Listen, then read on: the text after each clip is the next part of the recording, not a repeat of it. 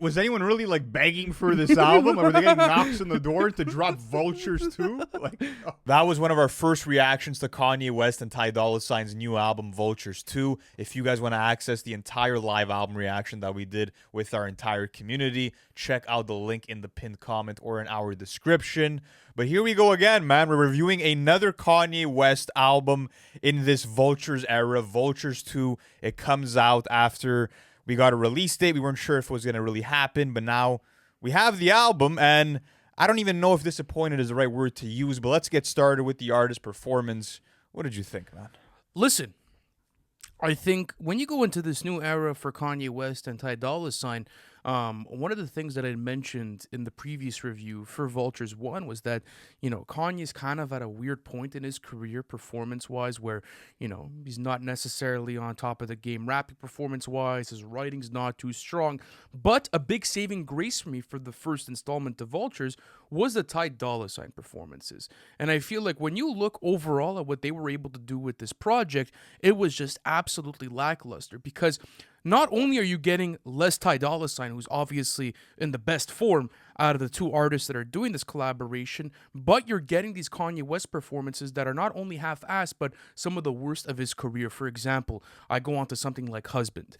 The melodies and just the singing on that song should have never been put out. That is one of the weakest performances in his entire catalog.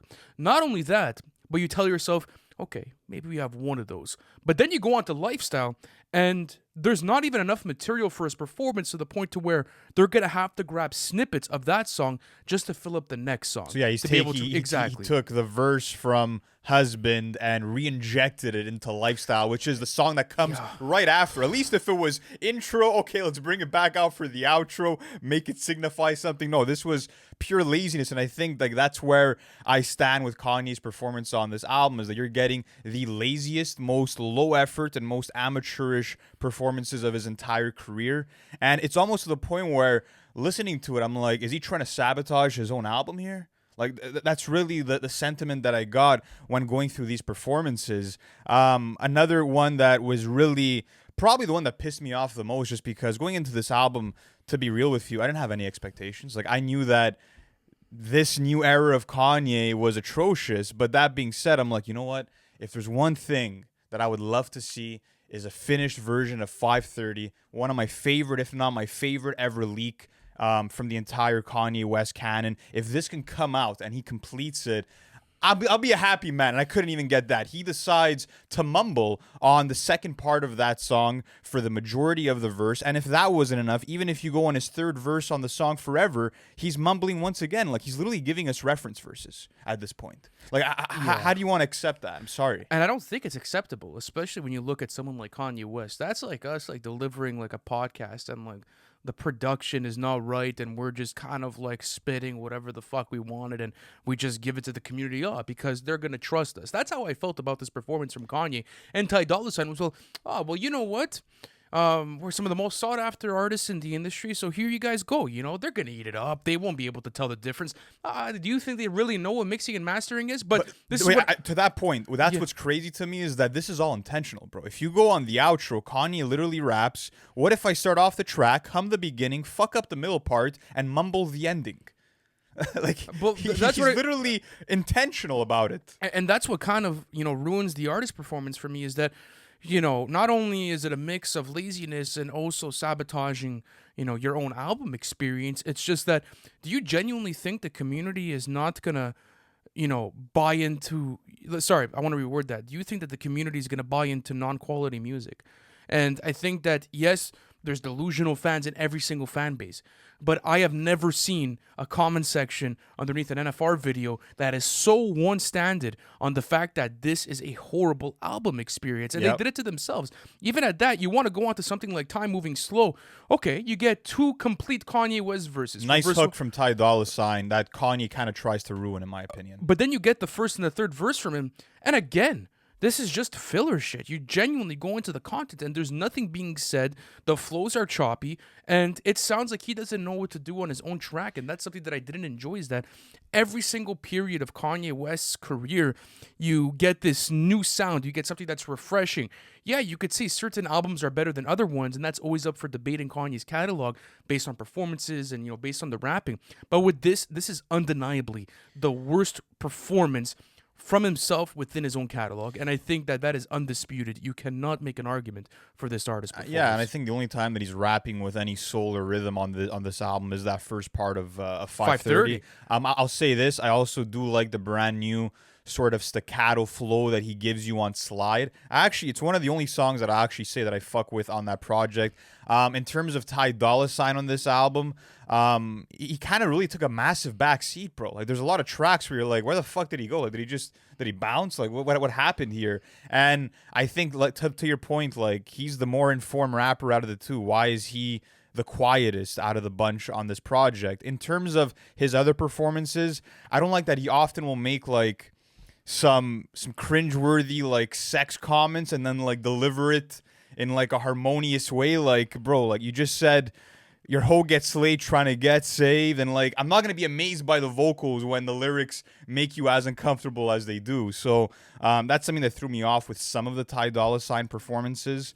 In terms of Kanye's laziness, for example, he's pulling from Graduation on a song, like, at the end of Promotion. The whole outro is him singing Like We Always Do It This Time from Good Life. And it just shows that it's like, not only are you recycling shit from the past, but you're also recycling shit from this very album. I want to get more into the content sort of stuff, because I feel like that's a very weak component of this album. But even something else that I really didn't appreciate from Kanye's part was the first verse on Sky City. Okay? You know, you have Saya the Prince that's delivering the bars and that's delivering the lines and whatever the case may be. He's right. He wrote them, yeah. Okay. Consequence has always, you know, been a big part of the writing team, let's say for Kanye West albums, right? Did a lot of stuff for The College Dropout. He has writing credits on Late Reg. Like, there's a lot of different tracks that were written by Consequence. But Kanye always rapped them, right? He was always in the booth. He was always there. He was always delivering it. The fact that you have to use AI Kanye to be able to deliver these bars, it's like, how am I going to buy into something like Sky City? Mm-hmm. How could I genuinely sit there and be like, oh, that's fire? It's not. It's genuinely not. That we've given, you know, flack to different artists for using AI in a corny way. This was corny. That was absolutely corny. It's like, listen, if you don't even have the time to go into the booth and deliver the verse yourself, when it's not only laid in front of you, but it's also, like, delivered for you, we can't be doing this. Hey, cut him some slack. He punched in one line of that verse. He punched in one line. I'm just sorry, dude. Like, you can't be giving your fans this. This is absolutely atrocious. Bad rating for artist performance. I mean, yeah. I mean, Kanye doing his own rendition, or should I say a robot, of Thug's Mansion on Sky City. And you know what's really sad is that, like, it low-key is one of the better performances on the album. That's how terrible Kanye is on this project. And like you said, I mean, again, all signs point towards Kanye's laziness and his desire to rush through this and not really put out his best effort. Like, not even attempt to, I think it's just on everyone. I think it's on anyone who's had any sort of role to play within to some degree. Well, within curating, because yes, a producer could, just make a beat, whatever the case may be. But I mean, like, whether it's Ty Dolla Sign, whether it's someone on the team, like, I don't give a fuck. If you're, God himself, like, put out good shit. Like, you can't think you're that good to the point to where you give your community something as garbage as this. This is insulting for the fan base. And if you expect people to buy into this, then it's a fucking cash grab. Yep. So that's the way that I feel about it. Bad artist performance for sure. Let's go on to the features. So, of course, every Kanye album, you're getting a stacked feature list. This one comprises of Playboi Carti, Toliver Kodak Black, the Sunday Service Choir, Young Thug, Future, Lil Baby, and more. And what's crazy to me is that, like, usually every Kanye feature list, there'll be, like, one standout performance. Not one single performance on this feature list saved the track. Not a single one for me. Even if you want to make the argument for Playboi Carti on Field Trip, I feel like that's a big Let's start there. Let's start off with Field Trip. So Playboi Carti comes in with some very familiar flows, in my opinion. They're fun. They're cool. He brings in the deep voice. But it doesn't do anything for me. It doesn't make me feel anything. It's standard. It's not only that, but you could barely hear his fucking vocals for how badly mixed they are. That's the problem. And then after that, you're getting this. That was a bigger issue for Don T and Kodak, in my opinion. It was bad for everyone. Yeah. Yeah. The track is horribly mixed. So even if you want to buy into any of these features and you want to feel any sort of stimulation, what are you going into? You're not going to be able to understand a single fucking thing they're saying. The song itself is a bit overproduced itself. So if you have bad mixing on top of that, bro, it just becomes a soup. And you're not necessarily buying into anything with this track. I think, listen, if it was mixed and mastered properly, I would be able to give it a better judgment. I think, like you said, Playboi Carti's performance has been standard for this new era for him. I think it's a solid feature. Don Toliver, I think if it was mixed better, it would have been a better feature itself. And for Kodak, I mean, you literally can't understand a single thing he's saying. Yeah, just completely overpowered by the beat. And same with Don Toliver, his vocals are drowned out. I'm not sure if I like the light baby voice he uses either. But like you said, you can't understand a single thing he's saying. Kodak getting a bit more melodic on the second half of his performance with lyrics like dick in her stomach and making her vomit. Not great, but again, the distortion and the pitch of the bass just ruins all the features and the whole song, to be honest. And it sucks because this was a fan favorite that people absolutely loved when the earlier versions were surfacing. So I'm sure that was a big disappointment for a lot of people. Let's speak about Future on promotion. And he goes a cappella for the hook. And he reminded us why we love to hear him on these dark keys and trap drums. Because when it's just him and his vocals, you know, soft monotone Future is not going to hit like that. You know? Absolutely. So that was an underwhelming performance to me. Lil Wayne on Lifestyle. Let's talk about that. My God. If this song wasn't bad enough, I mean, like, just getting auto-tune Wayne on this, should have kept it, bro. Or you should have produced it better. I don't even know what to say. But that's what I was going to say. Garbage mixing and production aside, I see people, like, defending the Wayne performance. I really don't think it's good whatsoever. He comes in with a flow that he's used a million times before, that he doesn't change, and has punchlines like, just hope your pussy lips give your pussy a nice smile, or I twist my Taylor spliffs tight at the end like Travis Kelce. Like, yeah, you're not going to convince me those are fire punchlines from Wayne. She said she said she ready, and I start talking dirty like I'm Nelly. If you guys want to defend that, go ahead. I can't defend it. Anyways, let's talk about Northwest and Chicago West. We're both featured on Bomb, and of course, Northwest is rapping in Japanese. It's Kanye's saying kids. Konnichiwa a lot, and yeah, like you said, I mean, it's kids having fun. I don't really know how to critique it besides like saying maybe it should have been kept for like the family home videos. Like I don't know, I don't think it needed to make a Kanye album. If I'm being real with you, whatever. I don't really care to be honest with you. This is like that's like the least important part of this review. Let's talk about Thugger then on River. Thank God. Thank God. He sounded like he recorded his verse from across the street. Again, horrible vocal mixing. Yeah, but at least the melodies were fire. His flows were relentless. Like, I loved his charisma on it. But again, the vocals were mixed fucking awful to the point that I couldn't enjoy it. Well, yeah, you can't really buy into that. But listen, Charlie Wilson had nice vocals on the song itself. He did, yeah. Like, I feel like Charlie Wilson is always going to develop like a good verse. You know, you're not necessarily going to get anything too crazy. Like, I feel like I've gotten that Charlie Wilson performance on like 15 different Kanye songs, you know? It's like, fuck it, let's just slap Charlie Wilson on it and let's see what happens. It works. It's one of the better features on this album. Yeah, and then you have the Inter Milan Ultras. Shout out to them, bro. You guys have been getting... shout out to the Inter fans. We're Juventino, so I mean, at the end of the day, what do you want me to say? Let's talk about the song Dead, which has Future and Lil Durk. Future, once again, sounding... distorted, sounding robotic too, with when the line "cook up the yay, make it up out the gym," when it was being repeated, like the way they looped it was so weird. It felt like my phone was glitching because there was something with the mixing that was fucking awful. Lil Durk giving you a standard performance on Dead as well. Again, could have maybe been slightly better with proper mixing. What about Lil Baby on Forever Rolling? Standard Baby verse. I don't think this verse would make any Kanye West track list. And I've been saying that about the feature list. Yeah. I don't think any of these features, maybe besides Young Thug, if it was mixed and mastered properly, and that Charlie Wilson feature, those are maybe the only two features that would make like a proper, a proper track list for Kanye. But besides that, you're getting fuck all. Yeah, then you also have Sky City with Sci-Hi the Prince and 070 Shake, and they absolutely destroyed 070 Shake with this. The extreme reverb they added compared to the OG version. It's a crime. It's a travesty. It's an absolute travesty. I don't know why they did that, though. Yeah, the OG song was so much better. She always has fantastic vocals, too. They butchered it. Why butcher it? Why ruin it? Because you need reverb on every single song here. Reverb and echoing on every single one, apparently. Anyways, what do you want to do with the rest of the feature list, bro?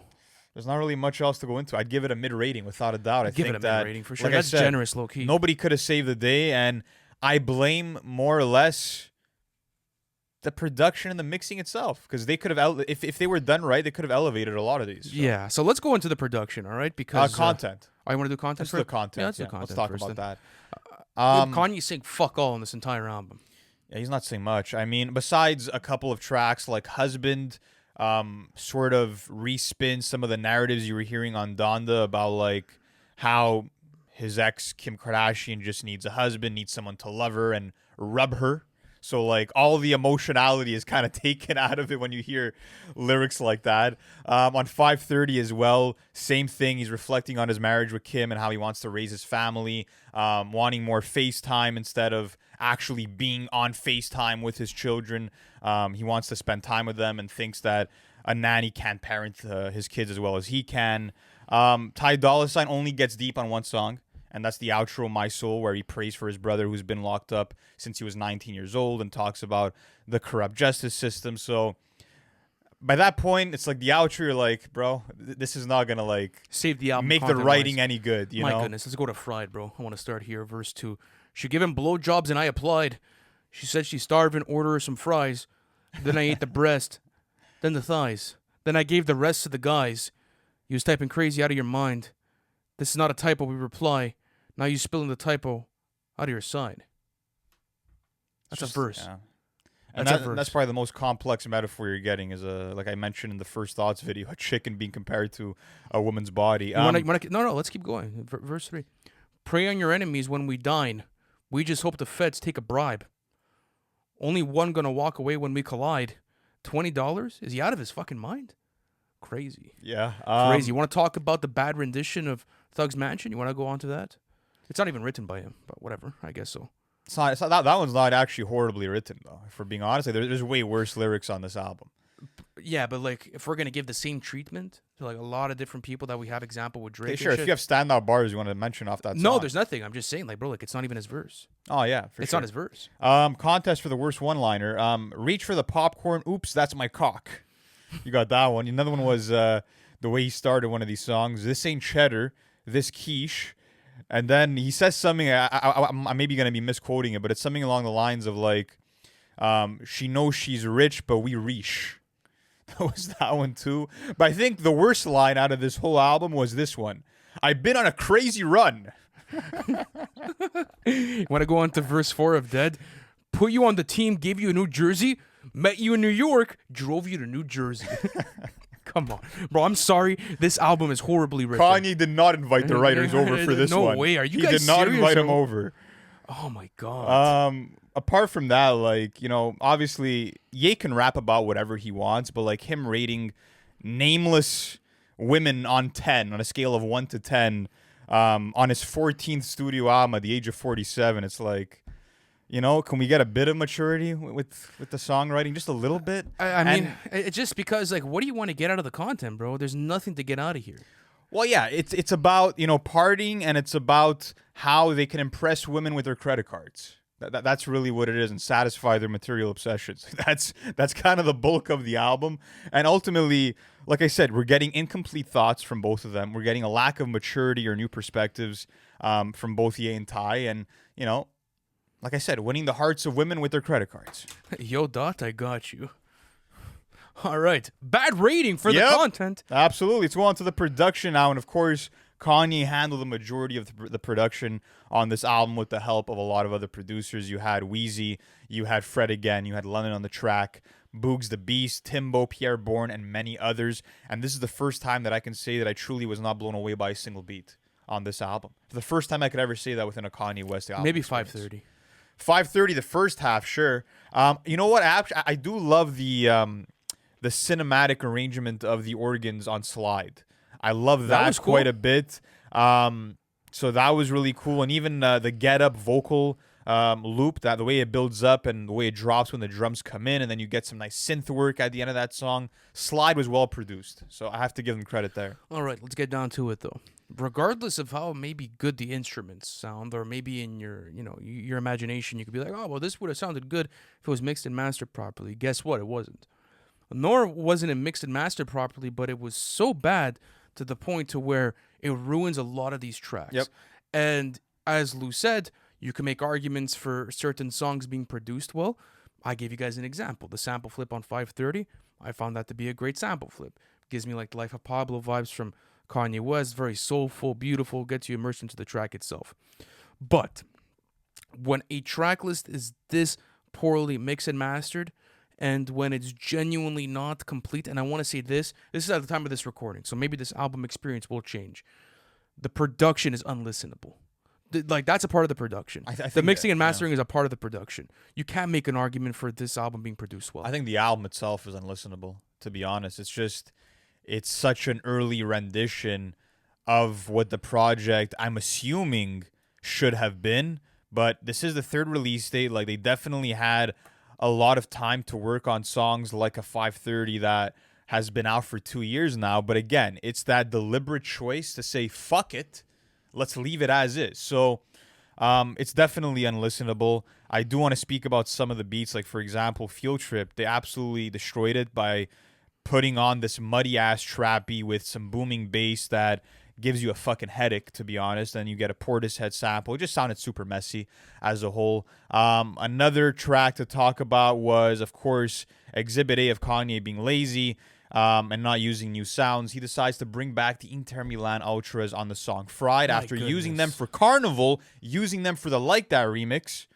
And he decides to loop them for the entirety of the song over some generic 808s. And I'm just like, Kanye in 2016 would never do this. I don't want to play the game of the old Kanye because we're way over that era. And I don't want to compare shit to previous eras. But that being said, Kanye is in a state right now where it's about what's easy and what's trendy and what people might like. Carnival worked, it went number one. Let's fucking recycle it. Yeah, and the old Kanye wouldn't do that. And I think that's also a big indication of the curation of this album and the selection of production. Like you had said, with that song, it genuinely felt like an attempt to be able to make another hit again and to be able to do it. And, you don't want to play that compare and contrast game, but at a certain point you have to. And I think that it's just a good indication of, where he's at with his artistry, because Kanye's always had massive hits on all of his albums to a certain extent, right? But the hits were innovative.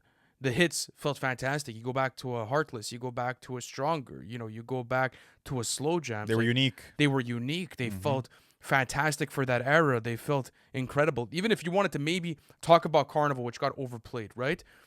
It was one of the first times I felt like in mainstream hip-hop you heard a number one song that incorporated European football fans, and you incorporated their chanting in the production. That was really cool.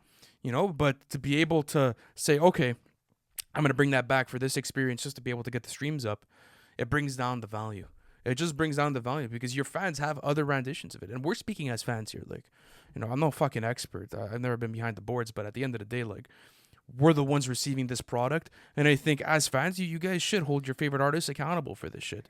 There's no way.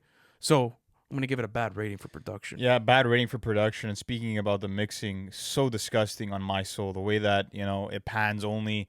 it doesn't pan at all. It's on the left side of the headphones when you listen to that song. I don't know if they fixed that mixing-wise at this point, but just isolated audio on the left side for whatever reason.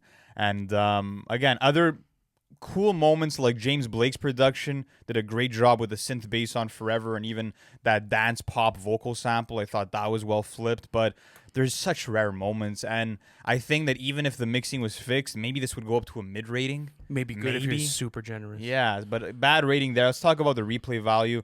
The only song that I'm probably going to be listening to 1 month, 2 months, a year from now is 530. And just for that first part, I'm going to get pretty much I'm saving half of a song on this track list.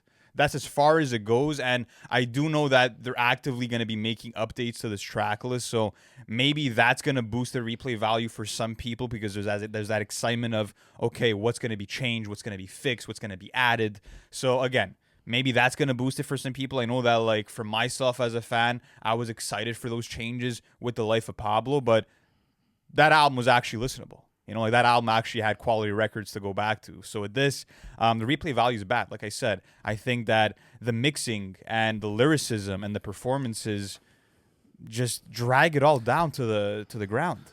There's not a single strong point on this track list. There's literally nothing that's worth revisiting, in my opinion. Okay, a couple of these songs are maybe complete. You got a complete version of 530, Fire. I'm going back to that. Maybe Not a complete version, no. No, but I'm just hypothetically speaking. I'm saying if you do. If you do. Maybe you got River in its original state and it was like, oh, fire, you know? Maybe if Sky City was done properly, you're like, oh, I could go back to this and I'm down to hear Kanye's writing on it. But now, like, there's legitimately no value to this track list on every aspect. As you said, bad rating. All right, let me go into my thoughts. Listen, as a Kanye West fan and someone that's been listening to his catalog for a very long time, someone has crowned, like, I've crowned his catalog as the best in hip-hop. I think that he's a top 10 rapper of all time. I think he's one of the greatest artists of our generation. I just don't think you could fuck with the fans like this. Like, you're fucking with your fans. You're fucking with people that have been a part of your community for a long time, people that have stuck by you, people that have enjoyed the music and that have defended you and that have really given it their all when it comes to analyzing the music, consuming it, boosting streams, whatever the case may be. But at the end of the day, I feel like this is just a big fuck you. And it's like, okay, you guys are going to take this and you guys can't say fuck all. And you guys are going to like it regardless because I'm Kanye West. We're past that now. You know, you're heading into your 50s at a certain point, and I guess you have to decide what you want to do musically.